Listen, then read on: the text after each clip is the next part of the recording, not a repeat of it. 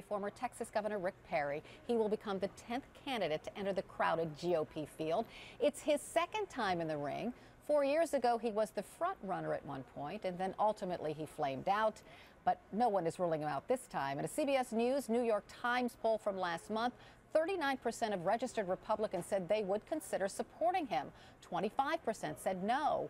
But significantly, a full one-third of registered Republicans say they don't know enough about Mr. Perry to make up their minds.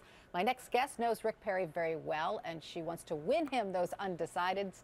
Taya Kyle is the widow of Navy SEAL Chris Kyle of American Sniper fame. Taya, welcome. Hi, thank you for having me. Thanks for being here. Rick Perry will officially announce at Edison Airport. I would suppose that's where you are now. He'll be surrounded by veterans. You'll be there, obviously. Why? You know, really, I've always thought I didn't really want to get into politics, and I still don't. But I do feel that I have an obligation to stand up for people who I believe in and for their character. I think that with politics, one of the things that I get frustrated with, and one of the reasons I don't want to be involved, is because I think that people make a lot of decisions based on sound bites or 2-second or 10-second increments.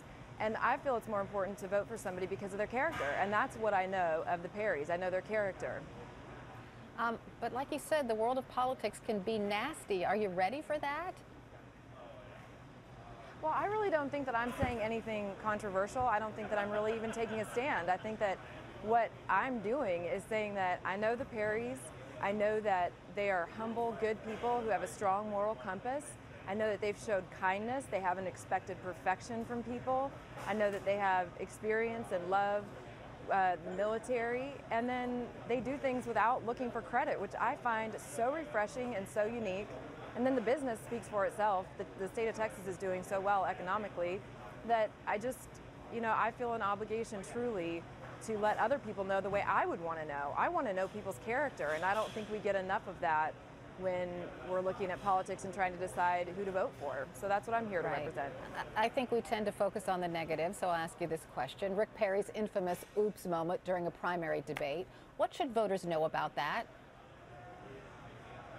Well, I mean, honestly, that's kind of one of those things that I just look at and I shake my head and am disappointed with the fact that this country, we tend to be such that soundbite nation, and we're making really big decisions based on a 5-second or a 10-second period of time, instead of really looking at who's the man, who is the woman, who's the leader that we need, and who do they answer to. I love the fact that Rick Perry is human, and I can relate, and I can say that I have not known a powerful business person who hasn't had a moment of saying something or tripping over their words. I think every news person has had it. I think every leader has had it.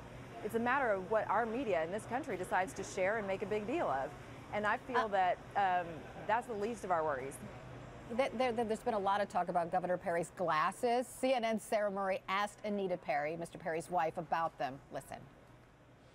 Your husband has spent a lot of time brushing up on policy. I think that the biggest outward sense of that we've gotten is his new look. He's got these new glasses that have gotten a lot of attention. What do you think? Did he need a new image? No, he needed the glasses to see. I mean, this really just tickles me. It makes me laugh. He needed those glasses from a childhood injury when he was, I think, 16 or 17 years old. And the vision in one eye deteriorated to such that he had to have the glasses. So I picked them out. I picked them out. Really, I like him without the glasses, but he had to have them to see. So he's studied with some of the best, and we have some great people on our team, some great strategists and consultants like Ovik Roy and Abby McCloskey. So you know Anita. I kind of liked her answer. She was really tough. What do you say? Well, I mean, that's what I love. Really, truly, she's a woman who I feel has grace and class and kindness. She's nobody's fool, and she's also one of the most humble, wonderful people I've met, in that I can call her and ask her for her advice, and she will make the time.